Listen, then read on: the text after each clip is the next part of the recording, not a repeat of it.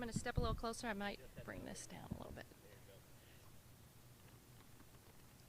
Well, good morning, everyone. I'm Tampa-based Congresswoman Kathy Castor. I'm joined by the commander of MacDill Air Force Base, Colonel Ben Johnson, also Colonel Kurt Matthews, the commander of the 927th Air Refueling Wing here, the Reserve Wing here at MacDill, and also our outstanding community partners, including Kelly Flannery, the president and CEO of the South Tampa Chamber of Commerce, Donna Honeycutt with the Tampa Bay Defense Alliance, Andy Mates with the Greater Tampa Bay Chamber of Commerce, and there's someone who is not here. There are a few who are not here, including retired General Larry Martin, who texted me last night about his excitement. He's in Minnesota, but wanted to convey his excitement about our announcement today. So just to set the stage here, you all are aware that MacDill's 6th Air Refueling Wing is central to the U.S. Air Force's global vigilance, global reach, and global power mission. Air mobility is the backbone of our national security, especially with air refueling and logistics. The Tampa Bay area and MacDill have been home to Air Force missions for about 80 years. It was in World War II when they activated the base to train World War II airmen to fly and operate the B-17 Flying Fortress and the B-26 Marauder. And this proud legacy in support of America's national security has evolved over time.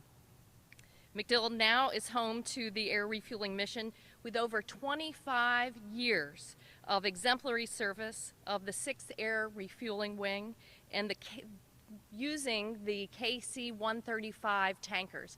You've seen these large tanker jets fly over our community, fly over Tampa Bay, and I think this community has an appreciation for the men and women who keep them in the air, who serve their country with great distinction. Well, what they may not know is these KC-135 tankers have been around since President Eisenhower was president. That's a long time. These tanker jets have been flying since the late 50s, since the 60s, and it's a real testament to the talent and expertise of the maintainers here at MacDill and across the country who have kept those KC-135s flying over time. But they've reached the end of their useful life, despite the talent of the maintainers and what they've been able to do. So over the past years, the Congress and the Air Force has had an eye to updating, modernizing the Strato tanker. And indeed, we have funded now the new KC-46 Pegasus aircraft. About 10 years ago, I brought together local leaders, including the South Tampa Chamber of Commerce, the Tampa Bay Defense Alliance, the mayor, the Greater Tampa Bay Chamber of Commerce, in an effort called MacDill Means Mobility. Remember, the base here, air refueling, is part of the larger Air Mobility Command that is the backbone of our national security here. So today, we are thrilled to announce that the Department of Defense has chosen MacDill Air Force Base as the 6th main operating base for the new KC-46 Pegasus tankers. We will be a main operating base for 24 of those new modern tanker aircraft. Along with that, we will be able to maintain the missions of MacDill Air Force Base for decades to come. We will continue to have amongst us the bravest and finest that serve in the United States Air Force, the folks that maintain these modern, beautiful tankers, the pilots, all of the support folks who come with it, all of the civilians who support the missions here at the base. This is a very exciting announcement. We weren't sure when it was going to come. We were in competition with Fairchild Air Force Base in the state of Washington. But I'm pleased to announce that thanks to our local partners, thanks to all of the airmen who serve here, we made the case to the Department of Defense and the Air Force now and have been selected as the preferred alternative. The Department of Defense over the next year will study, begin some infrastructure improvements here, and then confirm MacDill as the final main operating base, the 6th main operating base for 24 tankers. The KC-46 mission factors that they considered are central to what our partners do every day. They were looking at the capacity of MacDill, they were looking at environmental issues, and they were looking at support from the community. How do we support our military families? And I think our partners are going to talk a little bit about that today. There is no other community in the country that values the service, the patriotism that is so proud. We're one together in our support for the folks who work here at MacDill. So, Colonel Johnson, I'm so proud that we could announce this here at Christmas. I think everyone wants some kind of toy airplane for Christmas, or some kind of gesture now in this uncertain world that what we're doing here at MacDill Air Force Base will now be maintained for decades to come. Thank you for your service and welcome. Thank you, ma'am. Well, thank you, Congresswoman Castor, and thank you for your support, your continuous support to all of our service members and our missions here at MacDill, and our families, as you mentioned, who have found MacDill Air Force Base and the surrounding Tampa Bay community such an incredible place to live and to be stationed, and really represented here by these leaders, but by the many more community partners who have supported us over the years. I just want to say thank you on behalf of the men and women of MacDill. Thank you for this incredible community support that again has found itself represented in this announcement. And really, this basing action and the KC-46A Pegasus coming to MacDill is representative of the commitment to air refueling and air power and what this does for our country. As Congresswoman Castor mentioned, air power, and specifically the air refueling support that enables that air power, is not only, it's the backbone, as she mentioned, it's the lifeblood that enables us as a country to project air power anytime, anywhere around the world. It enables us to respond to crises and contingencies globally. In fact, we have air refueling tankers, 8 of them right now, and about 80 airmen from MacDill in the Middle East, providing deterrence against Iranian aggression and being able to protect our service members on the ground, as well as we provide it globally and enable us to protect our homeland. So to be able to do this for decades to come, it shows the importance of that refueling capability and what it means for our nation and our nation's defense.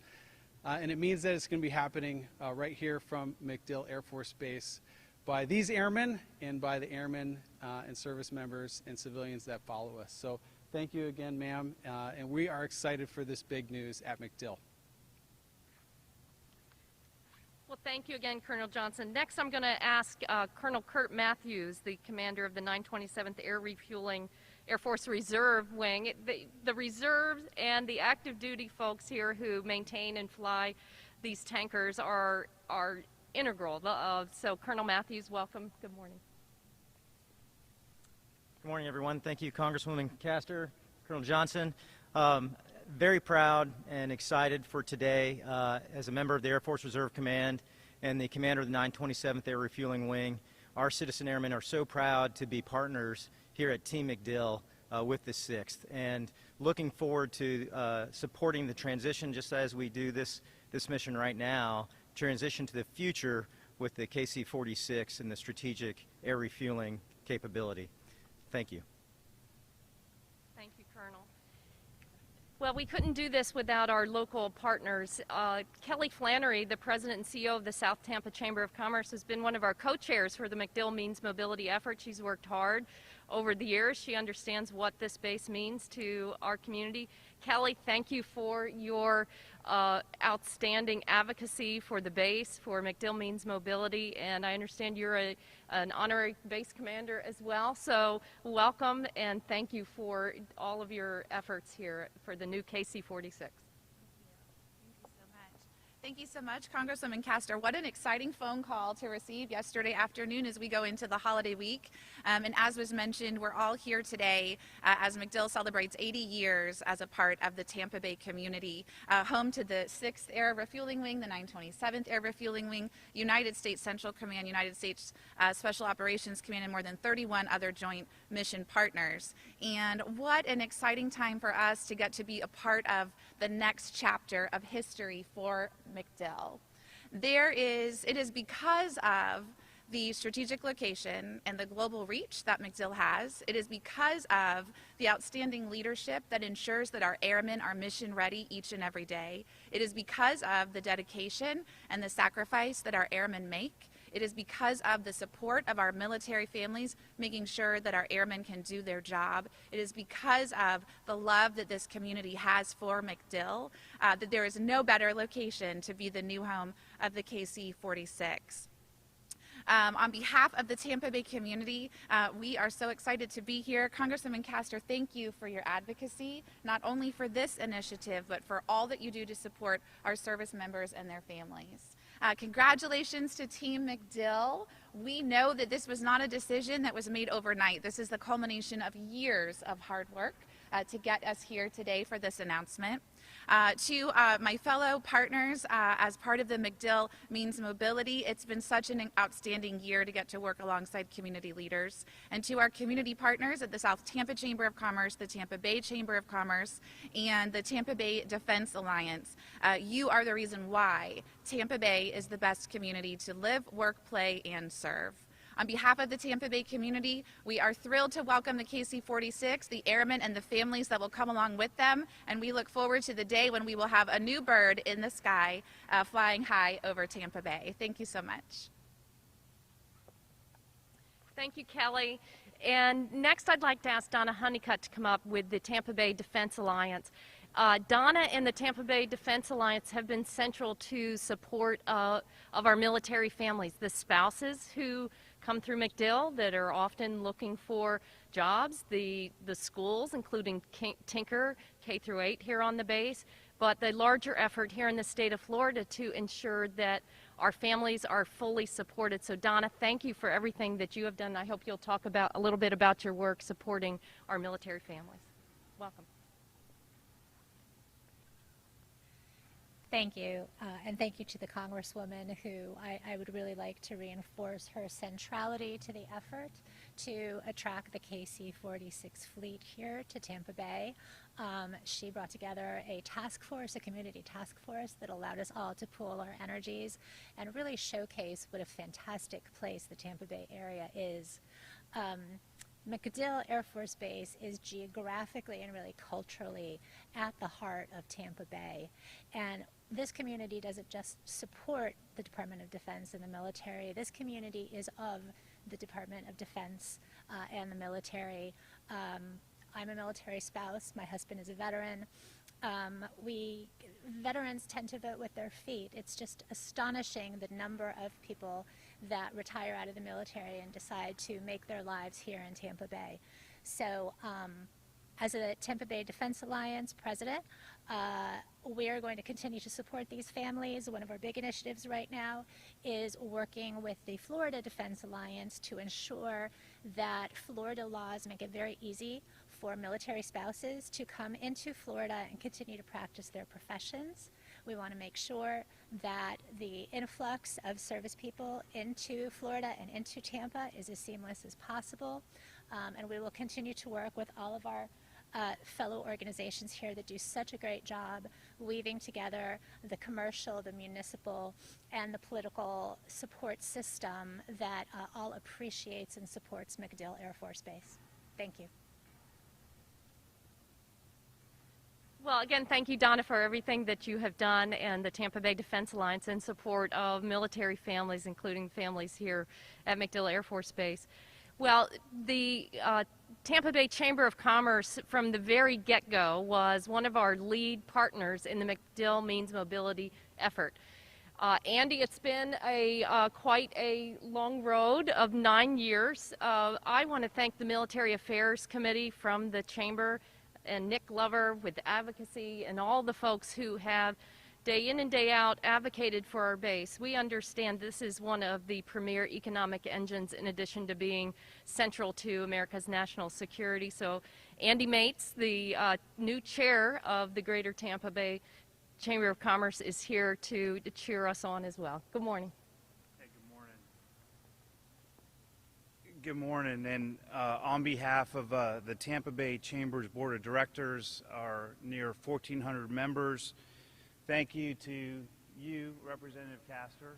Congratulations. You've always been just a fantastic champion for this Tampa Bay area. So for our whole region, from St. Pete, Tampa, this whole area, it's a fantastic day for us. And thank you for advocating so strongly for us up in D.C. on behalf of Team MacDill.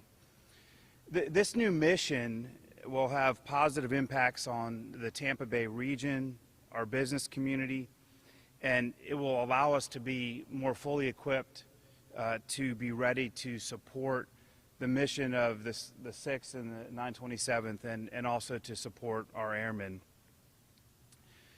This new mission helps further secure MacDill's position as a lead installation within the military, and enhances its impact as a lead economic driver in the Tampa Bay region. So our chamber is all in for the military. We're here to partner with our airmen and the leadership on every step of the way as we implement this exciting new opportunity. So congratulations to everyone, and I know so many people have worked so hard. I just came into this role and I get to be up here and be at the mic today, but it's really all the people that work so hard to make this happen. So, hey, give them the guns. Yeah. Great, thanks, Andy. I think we'd be remiss if we didn't also thank the Department of Defense Secretary Lloyd Austin, who knows MacDill very well as a former commander of U.S. Central Command. Also thanks to Air Force Secretary Frank Kendall, the Deputy Gina Ortiz-Jones, the Air Mobility Commander General Minahan, and President Biden and the administration for their faith in MacDill Air Force Base in the Tampa Bay area. We're happy to answer any questions about the future main operating base for the KC-46 Pegasus.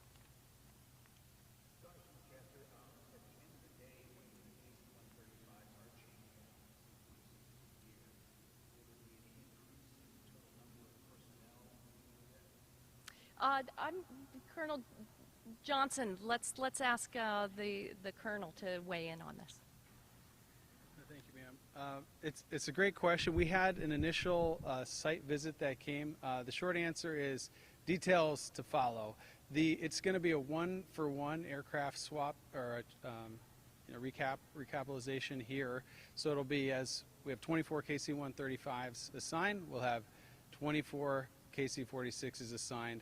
It's approximately the same number of people, but there may be some changes and more to follow in the months to come. We have actually just almost immediately following this announcement, we'll have a site activation task force that's coming here just within the next few weeks, and they'll be doing in-depth study on all of the things they initially looked at here for military construction and specific requirements to bring in those aircraft.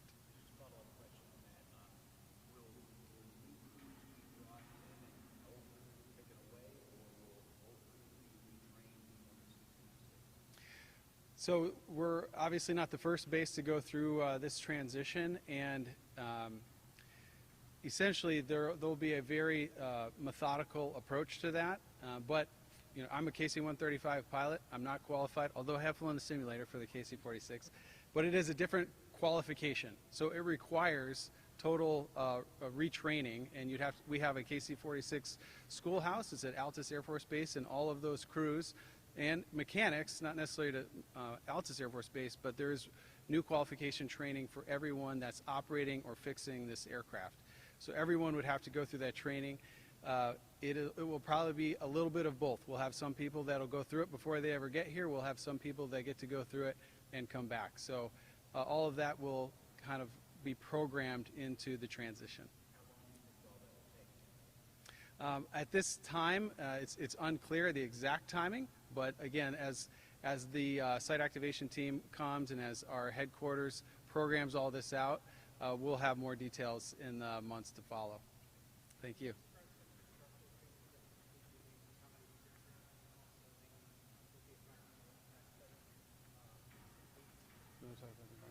So just on the structure, so the KC-46 is a larger aircraft than the KC-135. It's about 25 feet wider and longer, and so that obviously has just some very practical implications for places like we're standing right now. So again, as the site activation task force comes, they'll look at all of the structural changes, to include parking spots and how the configuration will be across the base. Maintenance facilities, all these things will be a part of that. So just the fact that it is a larger aircraft and it has different capabilities, so all those things will be needed to be supported. And so again, those teams will examine that and build that all into the planning effort. Not necessarily, yep.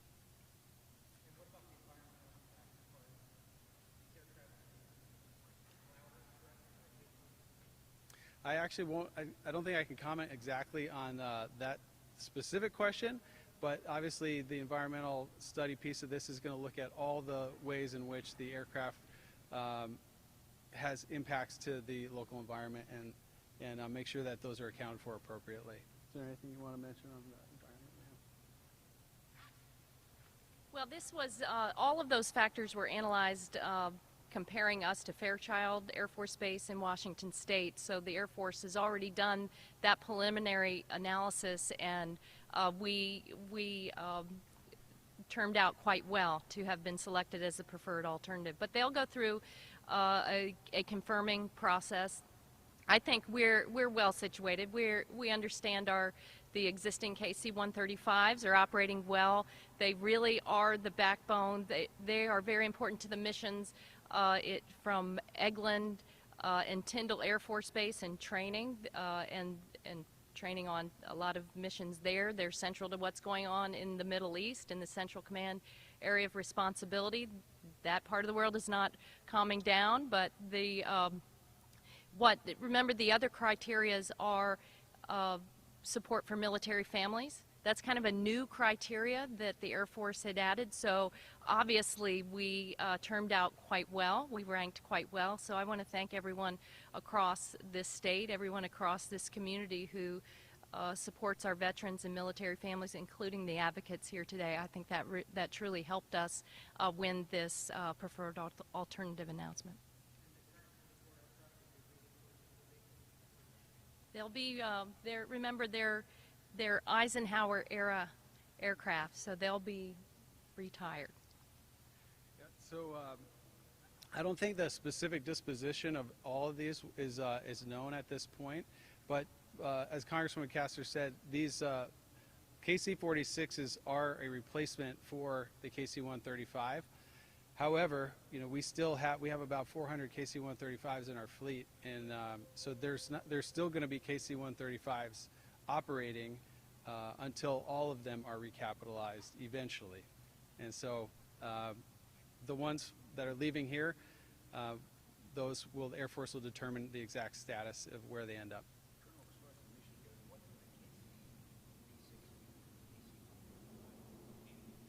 Well, just immediately, the clear thing that it is a more flexible airplane, but it's refuelable in the air. So we have a small number of KC-135s that are refuelable in the air, but the vast majority are not.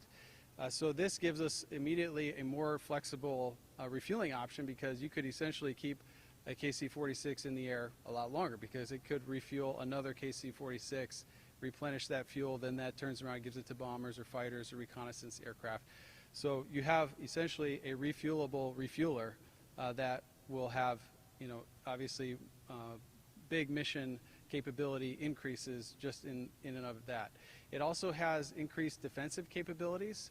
With the KC-135, we have very limited defensive capabilities, so operating in a contested environment against increasingly capable adversaries, it gives us more capability to operate further in and closer in, and it gives us more battle space awareness with those defensive capabilities. And it has some additional fuel capability as well. Yep.